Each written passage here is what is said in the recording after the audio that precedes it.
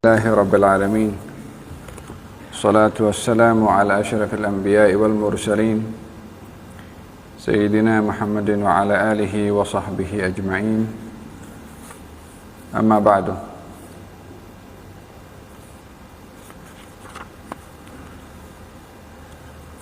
Hadis yang ke-294, muka surat 2.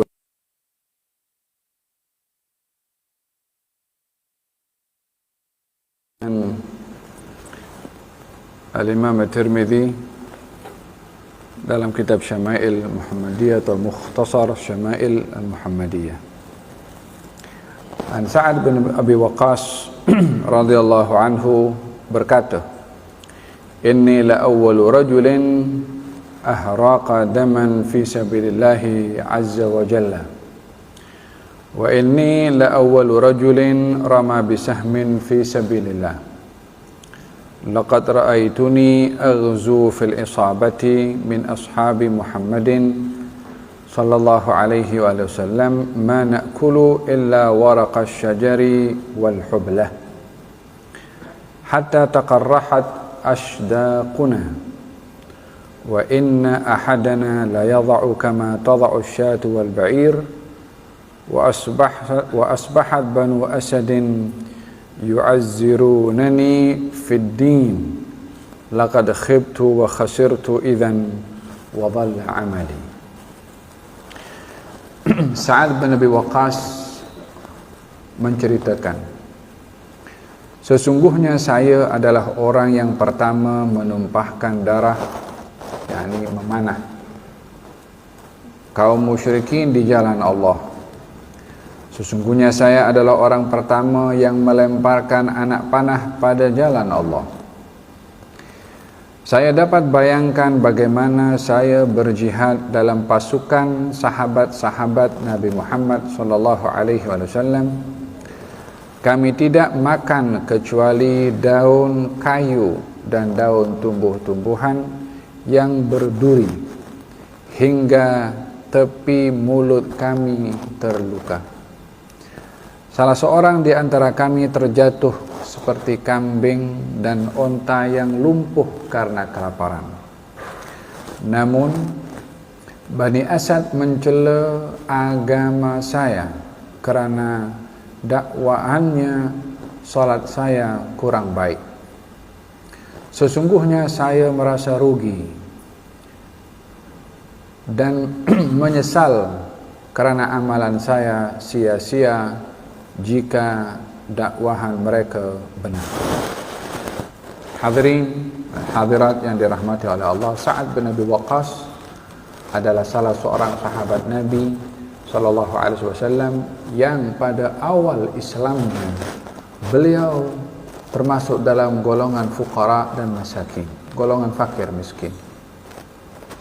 Sa'ad bin Abi Waqqas memiliki kelebihan, yaitu mahir dalam memanah. Dan memanah ini menjadi satu latihan satu ketika dahulu untuk dijadikan sebagai batu loncatan atau sebagai satu jisr atau sebagai satu sebab untuk berjihad di jalan Allah Subhanahu wa taala, di mana baginda Rasulullah sallallahu alaihi wasallam mengatakan bahwasanya ala innal quwwata fir rimayah atau kama qala, sesungguhnya kekuatan dalam berjihad ini adalah terletak pada memanah. Oleh sebab itu digalakkan pada ketika dahulu latihan memanah, bahkan dibuat macam satu perlombaan. Siapa yang pandai dalam memanah, dia akan mendapatkan hadiah, yakni ikut join dalam perlombaan memanah. Dalam satu peristiwa baginda Rasulullah sallallahu alaihi wasallam menghadiri acara perlombaan memanah di zaman itu sebagai satu sokongan kepada skill dalam memanah, bukan sebagai riyadhah sahaja, tetapi ianya adalah sebagai satu ibadah. Maka baginda pun sokong aktiviti latihan kemahiran dalam memanah dengan menghadiri acara perlombaan memanah. Maka pada ketika itu Nabi menyokong salah seorang daripada mereka dengan mengatakan, irmi bani fulan fa inna abakum ramin. Wahai bani fulan, panahlah dengan betul, sesungguhnya keturunan kamu itu adalah keturunan orang yang mahir dalam memanah. Kalimat ini lebih kepada kalimat macam sokongan. Kalau pertandingan bola sepak kan, daripada negeri ini negeri itu masing-masing bagi sokongan, ya kan, macam yel-yel macam itulah. Baginda Rasulullah sallallahu alaihi wasallam memberikan sokongan. Lemparlah dengan betul, aku sokong kamu karena keturunan kamu adalah orang yang mahir dalam memanah. Ketika Nabi memberikan sokongan seperti itu, peserta-peserta yang lain enggan untuk meneruskan dalam perlombaan tu, tarik diri. Kata Nabi, kenapa tarik diri? Katanya, ya Rasulullah, macam mana aku nak lawan orang yang kau sokong? Maka baginda bersabda, panahlah aku sokong kamu semua. Barulah yang lain pun yang tarik diri kembali lagi untuk masuk dalam perlombaan memanah. Fasyahid di sini adalah sokongan baginda Rasulullah di dalam aktiviti riyadhah memanah yang ini bahagian daripada satu ibadah. Sa'ad bin Abi Waqqas memiliki kelebihan, dia boleh memanah sambil laju lari kudanya itu. Dia tak ada macam kikuk nak ambil anak panahnya, nak meletakkan anak panah itu pada busurnya. Dia dah mahir, tak payah tengok dah. Dalam keadaan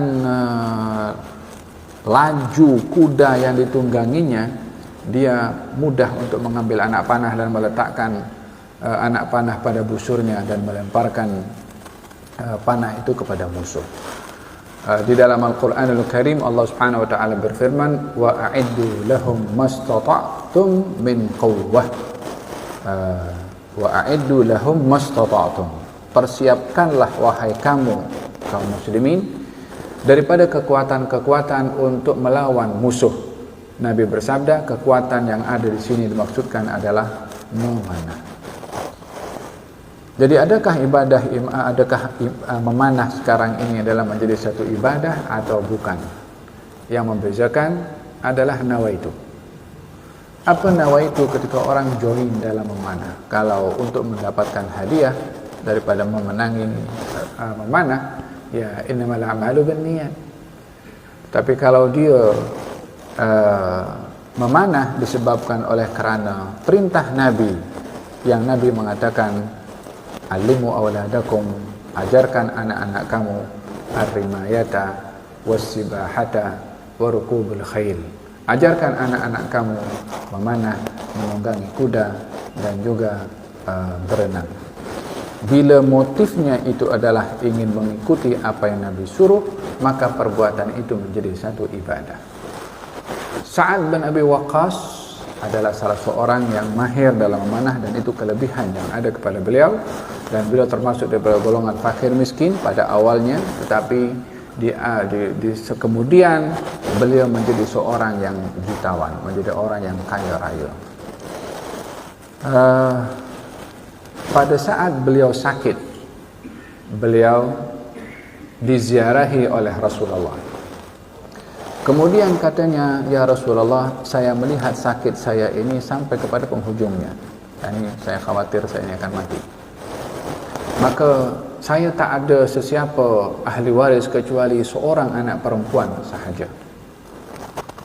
Saya ingin serahkan seluruh harta saya ini di jalan Allah, yakni sebagai wakaf ke atau diinfakkan kepada Baitul Mal, walhasil diserahkan di jalan Allah. Kata Nabi, tak boleh. Kalau begitu 2/3 wahai Rasulullah. Nabi kata, tak boleh. Kalau begitu separuh daripada hartaku wahai Rasulullah. Nabi kata, tak boleh. Kalau begitu 1/3. Nabi bersabda, as-sulus was-sulusu katsir. 1/3 itu pun sudah maksimum. Wahai Sa'ad, engkau tinggalkan ahli keluarga kamu dalam keadaan berkecukupan dari harta yang kamu tinggalkan lebih baik daripada kamu tinggalkan mereka menjadi beban dan meminta-minta kepada orang lain. Wal yakhshal ladzina law taraku min khalfihim, hendaklah orang itu merasa risau kepada sesiapa ditinggalkan di belakang dzurriatan dhi'afan khafu alaihim, yakni jangan sampai di belakang kita, ahli keluarga kita ditinggalkan dalam keadaan berkekurangan, sementara kita mempunyai harta, namun harta diberikan kepada orang lain dan diberikan ahli keluarga dalam keadaan berkekurangan. Maka sebaik-baik sedekah adalah yang diberikan kepada orang yang terdekat daripada ahli keluarga. Baginda bersabda kepada Sa'ad bin Waqqas, 1/3 itu pun maksimum. Maka dalam hal ini setiap wasiat yang diwasiatkan oleh seseorang untuk menyedekahkan hartanya kepada orang lain, yang dibenarkan adalah hanya 1/3. Bila ada wasiat yang lebih daripada 1/3, maka ia bergantung dengan persetujuan ahli waris yang lain. Bila bersetuju, maka ditunaikan wasiat yang lebih daripada 1/3. Bila tidak bersetuju ahli waris, maka selebih daripada 1/3 adalah haknya ahli waris. Tapi 1/3 hak orang yang meninggal dunia. Sa'ad bin Abi Waqqas dalam kejayaannya yang tadi saya ceritakan sampai dia nak sedekahkan semua hartanya, beliau menceritakan di masa dahulu ketika beliau susah.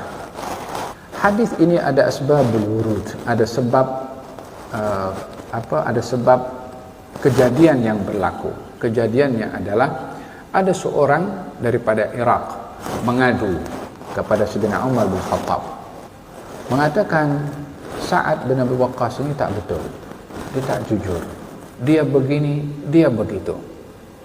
Terkejut Sayyidina Umar bin Khattab. Ini Sa'ad bin Abi Waqqas, dia panjang umur ya, masa sakit waktu itu dia tak meninggal, dia sembuh. Karena beliau masih hidup sampai zaman Sayyidina Umar bin Khattab. Beliau termasuk salah seorang yang memimpin tentera untuk membuka Persia dalam peperangan Al-Qadisiyah di zaman Sayyidina Umar bin Khattab. Ketika dilantik sebagai satu gubernur di Irak, sebahagian daripada penduduk Irak report, tapi report itu adalah fitnah, menuduh yang bukan-bukan kepada Sa'ad bin Abi Waqqas. Katanya dia tak jujur, dia begini, dia begitu, tak betul jadi imam. Walhasil tuduhan yang tidak berasas. Sayyidina Umar pun terperanjat dengan apa yang dikatakan oleh oleh orang yang mengadu tentang Sa'ad bin Abi Waqqas. Maka dipanggil oleh Sayyidina Umar Sa'ad bin Abi Waqqas dan didedahkan tuduhan itu kepadanya. Maka Sayyidina Sa'ad menafikan semua itu, dan Sayyidina Sa'ad mendoakan atau menyebutkan hadis ini dan mendoakan kepada yang menuduh. Katanya, kalau dia fitnah aku doakan dia panjang umur, tapi hidup dalam keadaan dia hina dengan mengurat orang lain. Hanya orang yang memfitnah Sa'ad bin Abi Waqqas itu. Sa'ad bin Abi Waqqas mengatakan ketika dituduh yang bukan-bukan, kata Sa'ad bin Abi Waqqas, aku ini orang yang pertama yang berjihad di jalan Allah bersama dengan Rasulullah SAW. Aku ini orang pertama yang melemparkan panah di jalan Allah. Sa'ad bin Abi Waqqas menceritakan tentang biodatanya. Sa'ad bin Abi Waqqas menceritakan tentang kemuliaannya. Bukan tujuannya adalah untuk sombong, tetapi untuk membuktikan kalau dirinya bersih daripada tuduhan-tuduhan yang dituduhkan kepada beliau, dan menjadi hak setiap orang untuk membela dirinya daripada tuhuman-tuhuman yang tidak betul. Sayyidina Yusuf alaihissalam ketika dipenjarakan dengan dituduh dengan tuduhan yang bukan-bukan, yang tidak berasas, datang keputusan daripada raja untuk mengeluarkan Nabi Yusuf daripada penjara. Namun Nabi Yusuf tak mau keluar. Apa sebabnya? Katanya, biarlah perempuan-perempuan itu beritahu apa kejadian sebenar yang menyebabkan aku dipenjarakan. Tujuannya Nabi Yusuf adalah kalau Nabi Yusuf dibebaskan waktu itu dan ia keluar, orang masih menyangka ia dipenjarakan sebelum ini karena mengurat perempuan. Tetapi Nabi Yusuf enggan untuk keluar sehingga namanya itu dibebaskan daripada tuduhan, daripada tuhmahan yang dikatakan dia mengejar perempuan. Maka Nabi Yusuf ingin membersihkan namanya, dan nama itu adalah marwah seseorang. Itu hak setiap orang dinodai marwahnya untuk dia membela dirinya daripada berbagai macam tuhmahan. Maka barulah perempuan itu setelah mengaku, barulah Nabi Yusuf keluar daripada penjara. Sa'ad bin Abi Waqqas ketika dituduh yang bukan-bukan, katanya, saya ini orang yang berjuang pertama dengan Rasulullah, yang melemparkan panah bersama dengan Rasulullah, yakni memberitahukan biografinya, memberitahukan kedudukannya, memberitahukan nilai-nilai baik yang ada padanya, sehingga untuk menepis tuhmahan yang tak berasas kepada Sa'ad bin Abi Waqqas.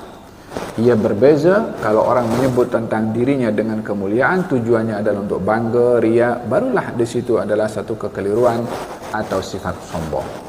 Sa'ad bin Abi Waqqas menceritakan, dahulu aku pernah bersama dengan Rasulullah ini berjihad, tak ada apa yang dimakan, itu pun kami sabar, makan makanan dedaunan, makan makanan yang berduri, sampai mulut ini terluka dengan makan makanan seperti itu.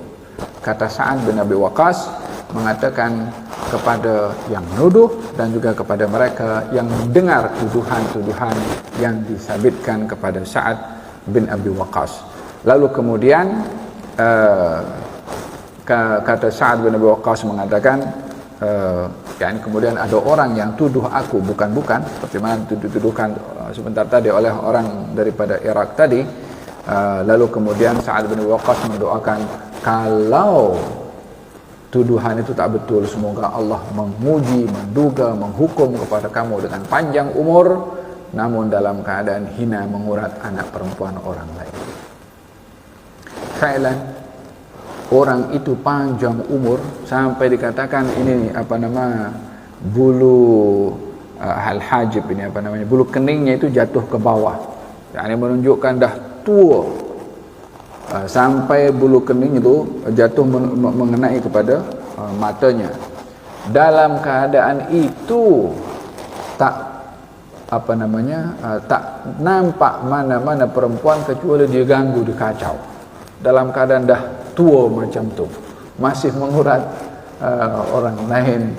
Kata orang-orang yang menegur kepadanya, engkau tak malu ke dengan diri kau sendiri, dah tua masih lagi mengganggu anak perempuan orang lain.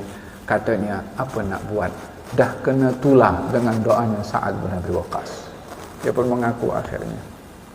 Dengan demikian terbukti tuhmahan yang dituhmahkan olehnya kepada Sa'ad adalah tuhmahan yang tidak berasas.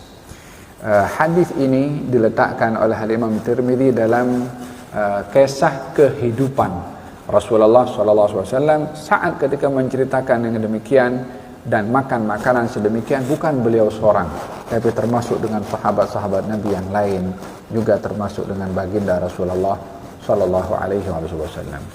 Hadis yang ke-295, Khalid ibn Umair dan Shuais Abi Ruqad berkata, Umar bin Khattab radhiyallahu anhu mengutus Utbah Ibn Ghazwan radhiyallahu anhu, beliau berkata, intaliq anta wa man ma'aka hatta idza kuntum fi aqsa biladil arabi wa adna biladil ajam fa aqbalu hatta idza kanu bil mirbadi wajadu hadzal kadhan faqalu ma hadhihi, qalu hadhihi al basra, fasaru hatta balagu hiyal al jisr as saghir faqalu ha huna umirtum, fanazalu fadhakaru al hadith bi tulihi. فقال عتبة بن غزوان لقد رأيتني وإني لسابع سبعة مع رسول الله صلى الله عليه وسلم ما لنا طعام إلا ورق الشجر حتى تقرحت أشداقنا فالتقطت بردة فقسمتها بيني وبين سعد فما منا من أولئك السبعة أحد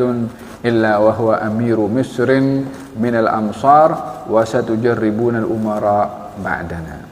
Lebih kurang makna hadis ini hampir sama dengan sebelumnya, menggambarkan bagaimana sahabat Nabi SAW hidup bersama dengan Rasulullah dengan penuh kesusahan, sehingga makan dedaunan dan makan makanan yang menyebabkan mulut mereka terluka karena tajamnya makanan yang dimakan oleh para sahabat baginda Rasulullah. Namun nasib mereka itu bertukar, yakni tidak susah selamanya. Di akhir-akhir sahabat Nabi SAW hampir merata mereka memiliki harta benda disebabkan oleh kerana al-futuhat, kejayaan-kejayaan yang dicapai. Baitul Mal sudah mulai semakin tersimpan banyak orang-orang yang mengeluarkan zakat pun dengan kesedaran pun, sehingga Baitul Mal belum lagi harta rampasan perang, belum lagi jizyah, sehingga Baitul Mal penuh dengan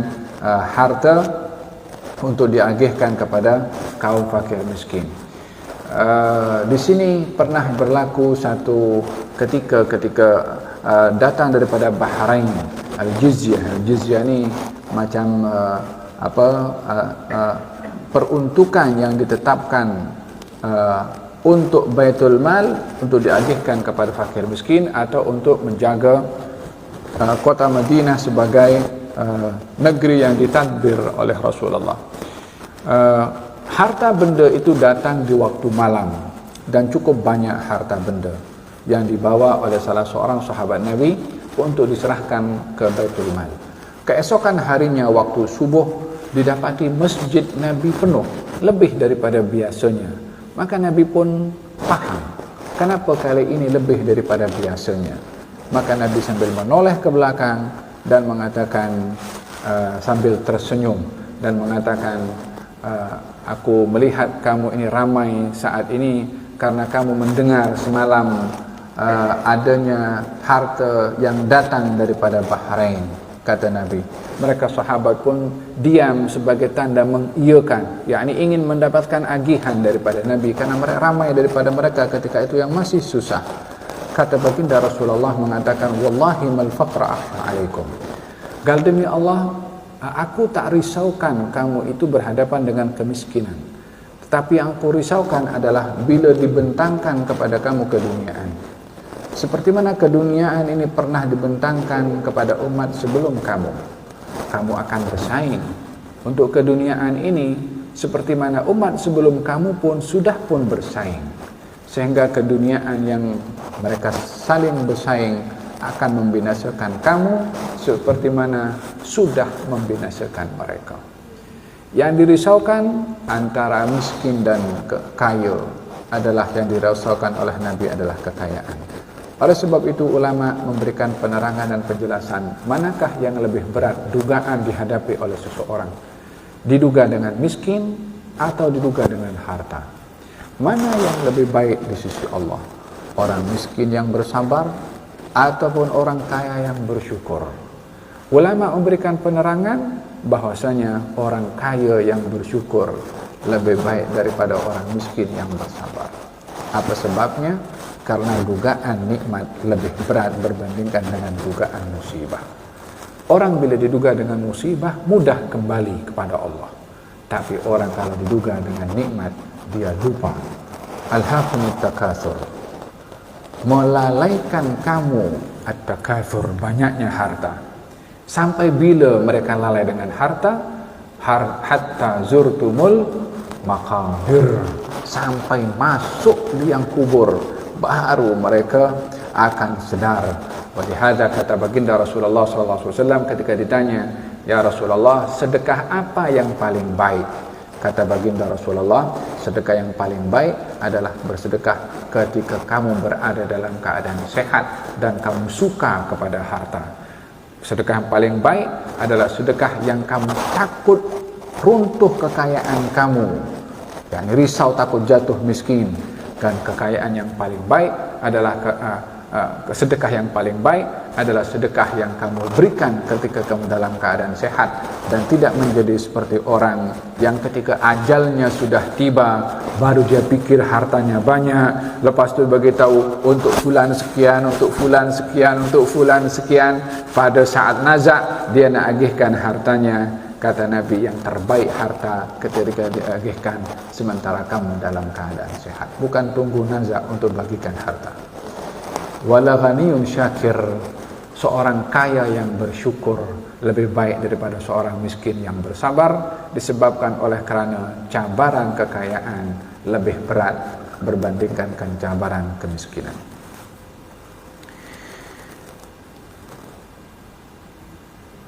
Sahabat Nabi SAW mendapat peringatan demikian daripada baginda Rasulullah SAW tentang fitnah yang berlaku di akhir zaman. Adalah fitnah keduniaan. Hubbud dunya ra'su kulli khati'ah. Cinta kepada keduniaan pangkal kepada segala kesalahan, kata baginda Rasulullah SAW. Sehingga orang karena harta, orang itu berdusta. Orang karena harta dia menipu, karena harta dia rasuah, karena harta dia khianah, karena harta dia mencuri, karena harta dia menghalalkan segala cara. Ta'isa abdud dinar wa dirham, kata Nabi. Celaka orang yang menjadi hamba kepada dinar dan juga kepada dirham. Hakadha pesanan-pesanan Nabi Muhammad sallallahu alaihi wa ala alihi wasallam. Hadis yang ke-296. Anas bin Malik mengkhabarkan. Anas bin Malik ini salah seorang yang didoakan oleh Nabi sallallahu alaihi wasallam dengan doa panjang umur, banyak harta dan banyak anak. Masa kecilnya didoakan oleh Nabi, semoga Allah kasih panjang umur, banyak harta dan juga banyak anak. Tahu berapa anaknya? 100 lebih anaknya Anas. Anaknya Anas bin Malik. Sehingga katanya, aku kebumikan daripada anakku 80 orang yang sudah dikebumikan, sementara Anasnya tak meninggal dunia. Jangan tanya berapa keturunannya Anas bin Malik. Apa sebabnya? Doa Nabi SAW. Didoakan panjang umur, dia pun 100 lebih. Didoakan banyak harta, dia banyak harta. Didoakan banyak anak, dia pun banyak anak. 100 lebih anaknya. Tak tahulah istrinya berapa, tak tahu, Allahu a'lam. Anas bin Malik mengkhabarkan bahawa Rasulullah SAW bersabda, "Laqad ukhiftu fillahi wa ma yakhafu ahadun, wa laqad udhitu fillahi wa ma yu'dha ahadun, wa laqad atat alayya 30 min baini laylatin wa yawmin ma li wa li Bilal ta'amun ya'kuluhu dhu kabidin illa syai'un yuwarihi ibtu Bilal."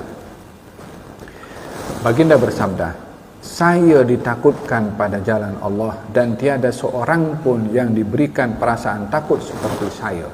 Maksudnya ditekan, disakiti, diganggu. Rasulullah menceritakan tentang keadaan beliau dahulu ketika dimusuhi, disakiti, diganggu. Tak ada orang diganggu seperti aku, tak ada orang disakiti seperti aku. Kerisauan Nabi bukan hanya kepada keselamatan dirinya, tapi keselamatan keluarganya juga. Beliau ada anak 4 orang perempuan, ada anak masih kecil laki-laki pada ketika itu sebelum meninggal dunia. Risau, takut karena beliau sedang menyampaikan dakwah dan sementara semua orang Mekah memusuhi kepada Nabi SAW. Katanya, saya telah ditimpa cubaan pada jalan Allah dan tiada seorang pun mendapat cubaan sebagaimana saya yang berhadapan dengan cubaan tersebut. Di antara pengalaman saya ialah selama 30 hari 30 malam saya dan Bilal tidak mendapati apa-apa makanan yang boleh dimakan oleh orang yang hidup pada waktu itu, melainkan makanan yang disembunyikan di bawah lengannya Bilal. Ada roti dibawa oleh Bilal, roti itu kecil, kering, susah untuk dimakan. Itu Bilal membawanya dihimpit macam ni, dibawa kepada Rasulullah SAW. Oleh sebab itu Nabi mengatakan yang ada adalah makanan yang dihimpit oleh lengannya Bilal. Tak ada lagi yang lain yang boleh dimakan oleh Nabi SAW.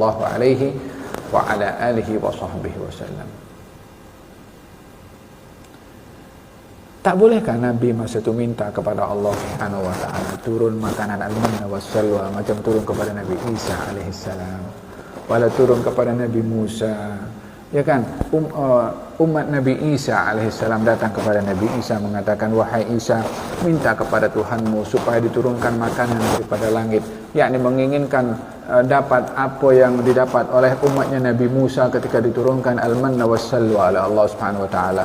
Mereka minta, Kata Nabi Isa mengatakan, kamu jangan minta sesuatu, nanti kalau diberi oleh Allah kamu tak tunaikan haknya, Allah akan hukum kamu dengan hukuman yang berat.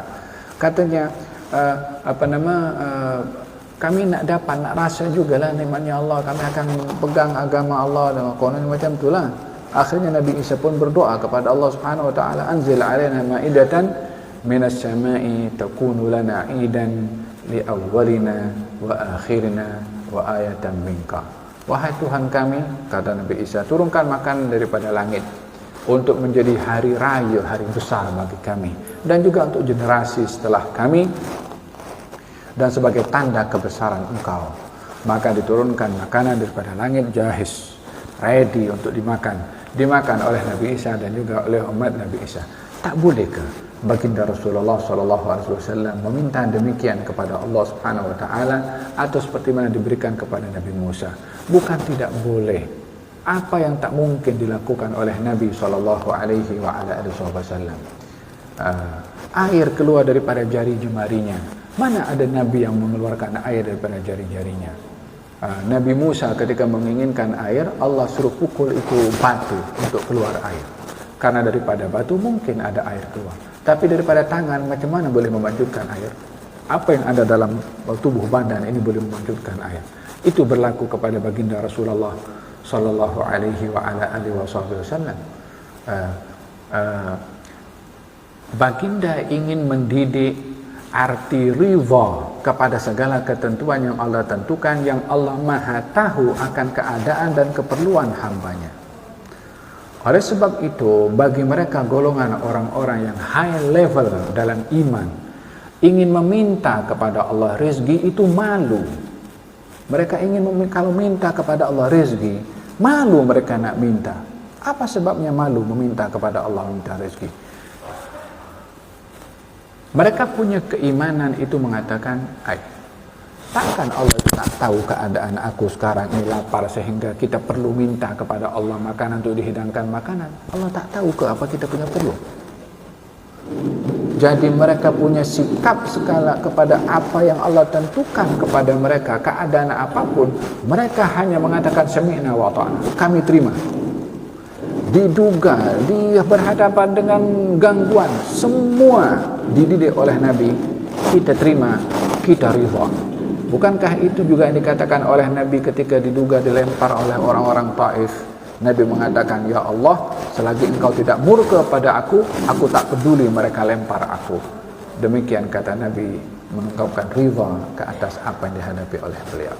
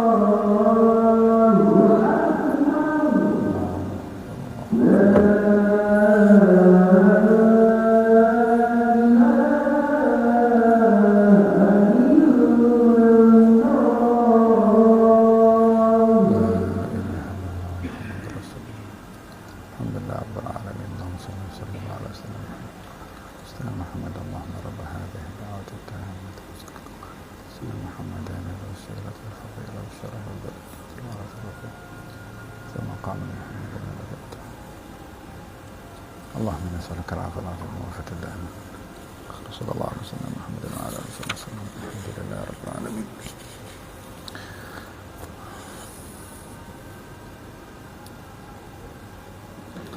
Hadis yang ke-297, Anas bin Malik radhiyallahu anhu bercerita, anna Nabiya sallallahu alaihi wa alihi wasallam lam yajtami' indahu ghada'un wala 'asha' min khubzin wa lahmin illa 'ala dhafaf.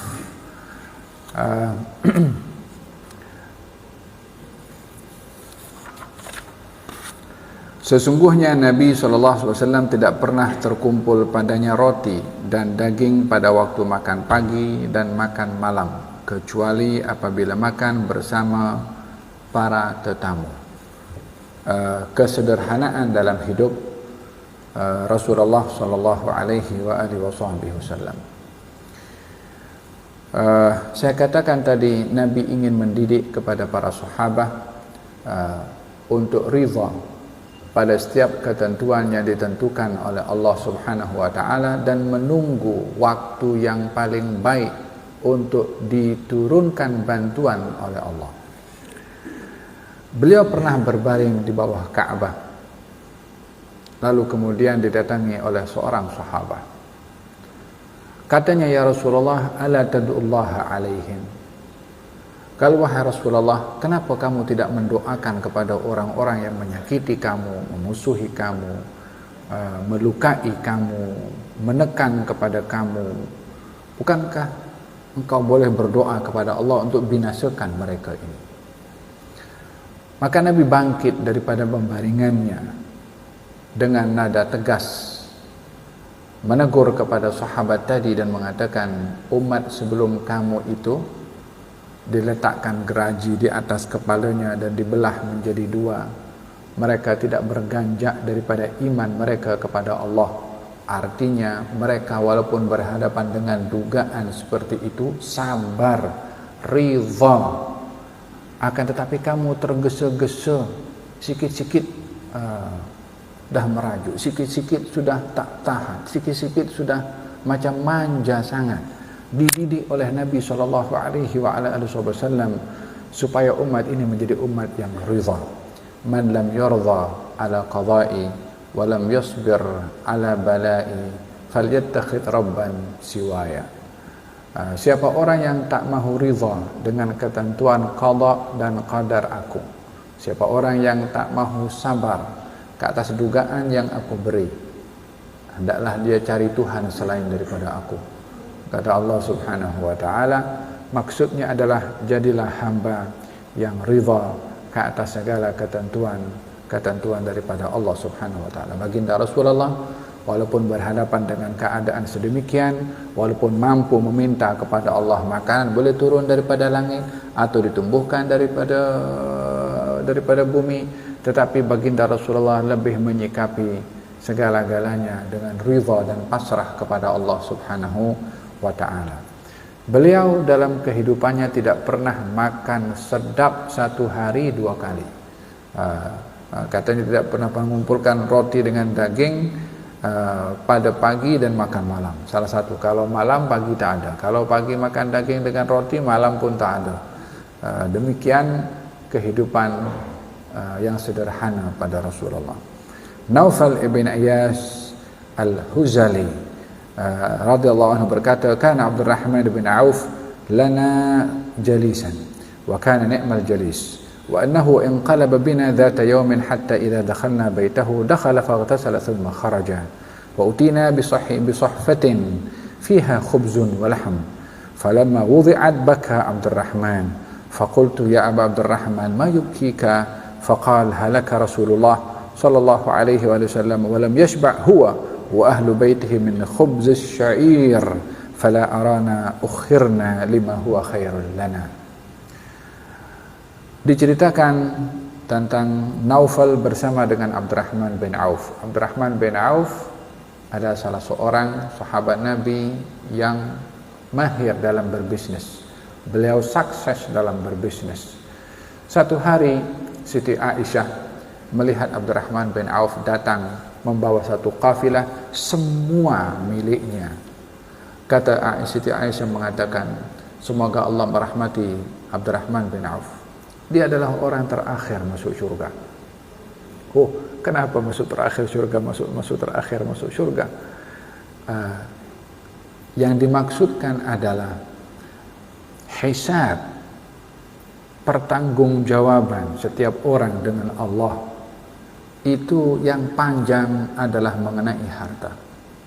Abdurrahman bin Auf termasuk orang yang jutawan.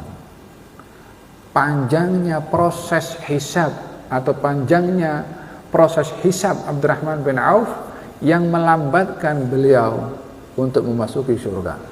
Ya, ia adalah memberikan ini kemuliaan yang ada pada Sayyidina Abdurrahman bin Auf karena beliau sukses dan melepasi dugaan yang diduga oleh Allah dengan hartanya.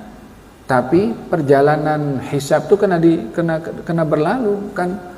Allah Subhanahu wa taala berfirman dalam Al-Qur'an, wa nadha'ul mawazinil qista, kami letakkan timbangan itu dengan adil sehingga amal perbuatan itu perbuatan manusia walaupun sebesar biji sawi ataina biha wa kafa bina hasibin, kami akan datangkan hatta sebesar biji sawi akan diproses oleh Allah Subhanahu wa taala, wa kafa bina hasibin, cukup bagi kami untuk menghisab. Demikian firman Allah Subhanahu wa taala. Bukankah Allah berfirman dalam Al-Qur'anul Karim, "Tsumma latus'alunna yawma idzin 'anil na'im." Kamu akan disoal oleh Allah satu hari tentang nikmat. Lalu satu hari baginda Rasulullah makan dengan Sayyidina Abu Bakar dengan Sayyidina Umar dalam keadaan mereka bertiga lapar. Sedang makan tuh Nabi mengatakan, "Tsumma latus'alunna yawma idzin 'anil na'im." Kamu akan disoal nanti tentang nikmat ini. Oleh sebab itu diduga dengan kekayaan itu lebih berat berbandingkan seorang diduga dengan kemiskinan. Oleh sebab itu bila meminta kepada Allah Subhanahu wa taala kekayaan, minta juga dilindungi daripada terkena fitnah daripada kekayaan sehingga tidak diperdaya dengan kekayaan. Silahkan minta harta, silahkan cari harta, tapi jangan sampai menjadi hamba kepada harta. Silahkan cari harta, tapi jangan terpedaya dengan harta. Jadilah kepada harta tuan, dan jangan menjadi hamba kepada harta sehingga hari-hari hidup menjadi hamba kepada duit. Cari duit. So bila nak ibadah, bila nak cari akhirat, bila nak cari kedudukan di sisi Allah, bila nak cari amalan yang boleh membawa kita husnul khatimah, bila nak menghabiskan masa kita dengan Allah Subhanahu wa taala. Idzan dengan demikian kata Abdurrahman bin Auf ketika mendengarkan kata-kata Siti Aisyah mengatakan, Ummul Mukminin, ini semua hasil perniagaan aku sedekahkan di jalan Allah Subhanahu wa taala. Semua hasil baru sampai bisnisnya baru berjaya dapat tender, semua disedekahkan di jalan Allah Subhanahu wa taala. Syuf, ini menunjukkan Abdurrahman bin Auf kaya tapi tak terpedaya dengan kekayaannya. Dia infak semua hartanya yang baru sampai daripada dia berniaga, tak kurang rasa apa yang diberi oleh Allah Subhanahu wa taala daripada nikmat tersebut. Abdurrahman bin Auf radhiyallahu anhu satu hari katanya dia adalah sebaik-baik teman bagi kami. Pada suatu hari dia bersama kami pulang daripada satu tempat. Ketika kami masuk ke dalam rumahnya, dia terus masuk, mandi dan keluar semula. Dihidangkan kepada kami sepinggan roti dan daging. Apabila pinggan itu diletakkan, Abdurrahman bin Auf menangis. Katanya, saya bertanya, wahai Aba Muhammad, panggilannya Abdurrahman bin Auf, apakah menyebabkan kamu menangis? Abdurrahman bin Auf berkata, Rasulullah SAW telah wafat padahal baginda dan keluarganya tidak pernah kenyang walau hanya dengan makan roti gandum yang tidak baik kualitinya. Namun demikian, saya tidak pernah melihat baginda SAW melewat-lewatkan apa yang baik untuk kami. Yani tak pernah komplain, tak pernah pun masih hidupnya masuk ke rumah Siti Aisyah, tanya, ada makanan? Gal tak ada ya Rasulullah. Katanya, okeylah kalau begitu aku puasa. Suatu hari masuk rumah, ada makanan, katanya roti, kemudian apa lauknya? Cuka.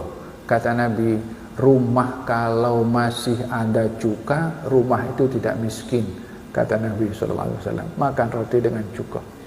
Ya salam, tak ada komplain pasal makan, tak ada runsing pasal makan, tak ada cerewet pasal makan. Ada makanan dimakan, tak ada makanan beliau puasa. Tidak pernah, kata Siti Aisyah, Nabi ini mencela makanan. Ada makan, kalau beliau suka beliau makan, kalau tak suka beliau tak makan. Tak ada mengatakan tak sedap lah makanan ini, apa benda ni, tak ada. Nabi menyikapi nikmat Allah dengan menikmati kalau dia mahu, kalau tidak mahu maka ditinggalkan oleh baginda Rasulullah. Hadis yang terakhir, karena sudah bab yang terakhir 299, Muhammad ibn Sirin bercerita, kunna inda Abi Hurairah wa alaihi thawbani mumasyaqqan min kattanin fatamakhata fi ahadihima faqal bakhin bakhin.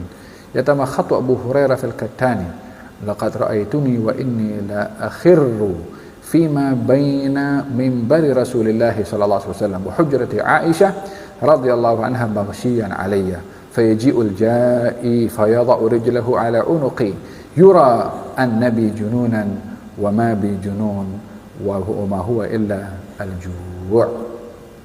Kami berada di samping Abu Hurairah, kata Muhammad bin Sirin, ketika dia sedang memakai 2 helai kain berwarna kuning tua.